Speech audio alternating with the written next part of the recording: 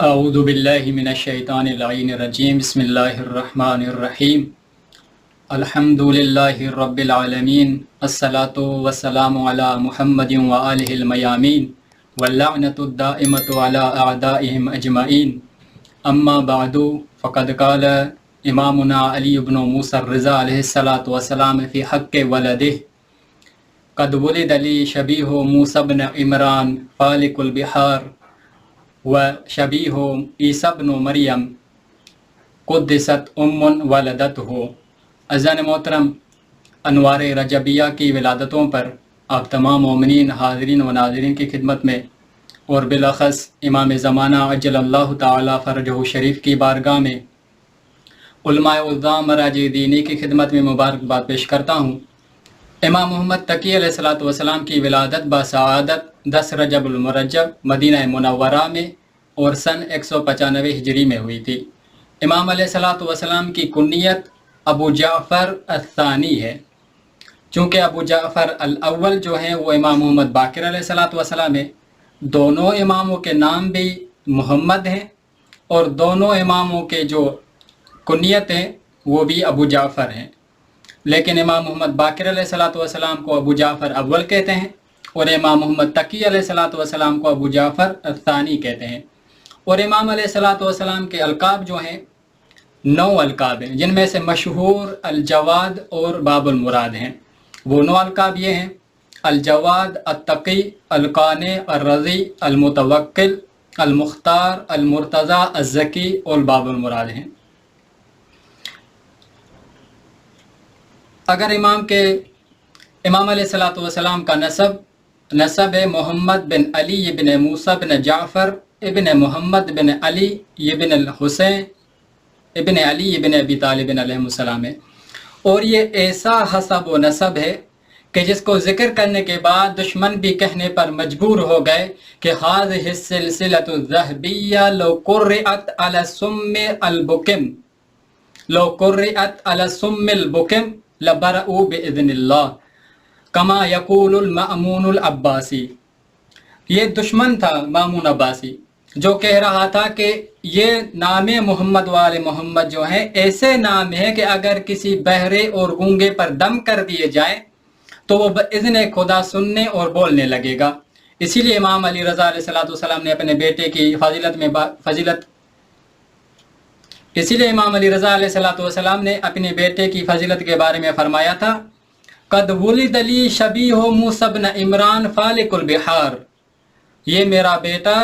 شبیہ موسیٰ کلیم اللہ ہے اور شبیہ عیسیٰ روح اللہ ہے۔ جس طرح جناب موسیٰ علیہ السلام اپنی قوم کو نجات دلاتے تھے اور جس طرح جناب عیسیٰ روح اللہ اپنی قوم کے مریضوں کو شفا دیتے تھے، تو یہ میرا بیٹا بھی ان تمام تر صفات انبیاء کا متحمل ہے۔ اللہ اکبر۔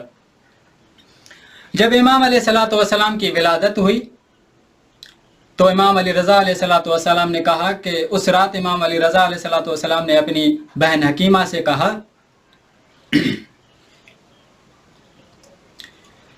جب امام علیہ السلام اس دنیا پر آ رہے تھے تو اس رات امام علی رضا علیہ السلام نے اپنی بہن حکیمہ سے کہا کہ آج رات یہیں آپ میرے گھر میں ٹھہریں، چونکہ یہاں پر ایک نور امامت کا ظہور ہونے والا ہے۔ اب جناب امام محمد تقی علیہ السلام اور امام محمد تقی علیہ السلام میں اور امام مہدی علیہ السلام نے بہت ہی چند خوبصورت نسبتیں پائی جاتی ہیں۔ ایک نسبت یہ ہے کہ ان دونوں اماموں کے نام وہی نام ہے کہ جو نام رسول اللہ صلی اللہ علیہ وآلہ وسلم تھا، اور دوسری نسبت یہ ہے کہ جب امام محمد تقی علیہ السلام کی ولادت ہو رہی تھی تو اس رات جو ان کی والدہ کے ہاں جو خاتون ٹھہری تھی ان کا نام حکیمہ تھا، اور جب امام مہدی علیہ السلام کی ولادت ہو رہی تھی تو اس رات بھی جو ان کی والدہ کے ہاں جو خاتون ٹھہری تھی ان کا نام بھی حکیمہ تھا۔ لیکن جب امام محمد تقی علیہ السلام کی ولادت ہوئی ان کی والدہ کے ہاں جو خاتون ٹھہری تھی وہ حکیمہ بنت موسیٰ کاظم علیہ السلام تھی، اور جب امام مہدی علیہ السلام کی ولادت ہو رہی تھی تو اس رات جو خاتون موجود تھی وہ حکیمہ انہی امام محمد تقی علیہ السلام کی بیٹی تھی۔ اور دوسری نسبت امام محمد تقی علیہ الصلوۃ والسلام کی امامت گویا کہ ایک ذہن سازی تھی لوگوں کے لیے، ایک مقدمہ تھا، ایک راستہ ہموار کرنا تھا، چونکہ امام محمد تقی علیہ الصلوۃ والسلام کو بچپن میں ہی عہد امامت پر فائز کر دیا گیا، تاکہ جب امام مہدی علیہ السلام کو امامت پر فائز کیا جائے تو وہاں پر لوگ یہ اشکالات نہ اٹھائیں کہ ایک بچہ امامت پر کیسے فائز ہو سکتا ہے، اور اس کی واضح ترین مثال قرآن کریم نے کئی مقامات پر دی ہے۔ حکیمہ بنت موسیٰ کاظم علیہ السلام کہتی ہے کہ جب امام علیہ السلام کی ولادت کو 3 دن گزر چکے تھے تو میں نے دیکھا کہ رفع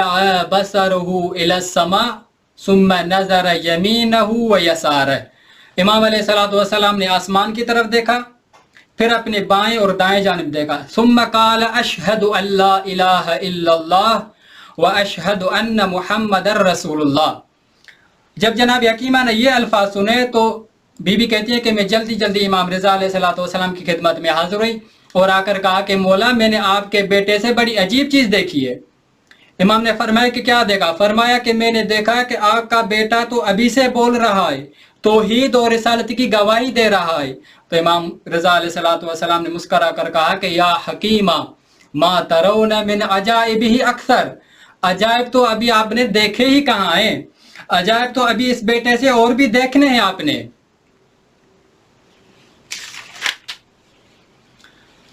یحییٰ نامی شخص جو امام علیہ السلام کے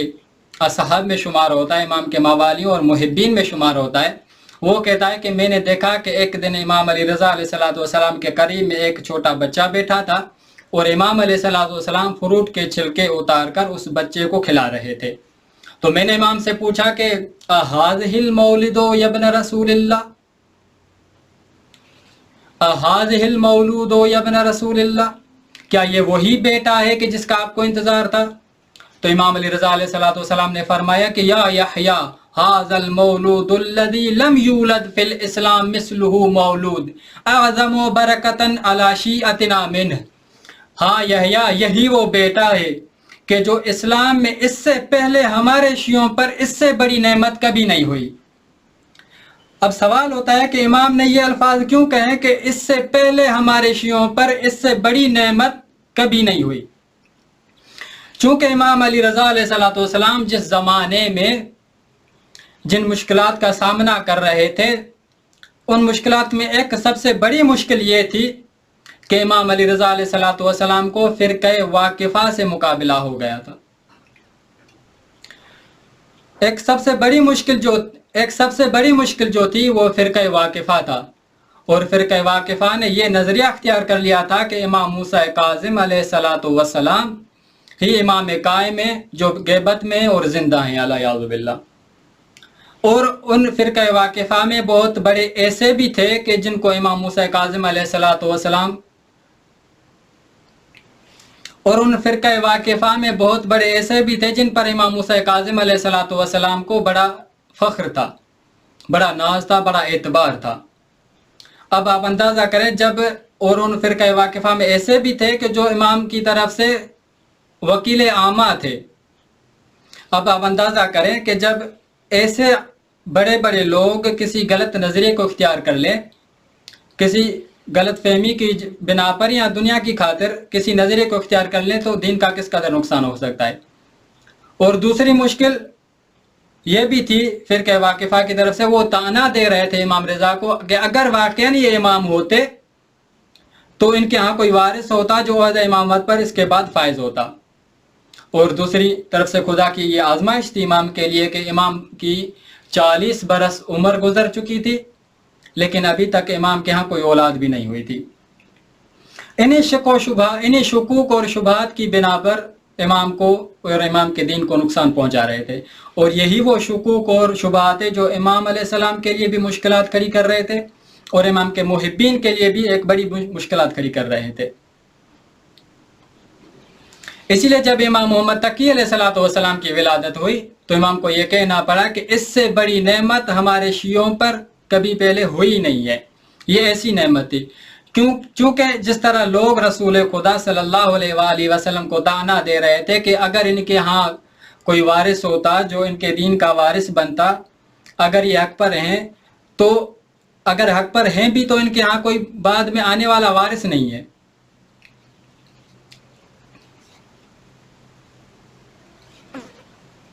چونکہ امام علیہ الصلوۃ والسلام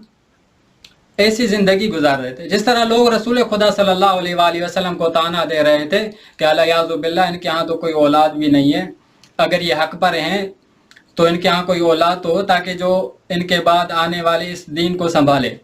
بالکل اسی طرح امام علی رضا علیہ الصلوۃ والسلام کو بھی لوگ طعنہ دے رہے تھے کہ ان کے ہاں تو کوئی اولاد نہیں۔ پھر جس طرح رسول خدا کو خدا نے انا اعطیناک الکوثر کہہ کر اس مشکلات سے نکالا تھا، تو امام علی رضا علیہ الصلوۃ والسلام کو بھی خدا نے یہ عظیم نعمت دے کر ان مشکلات سے نکال دیا تھا۔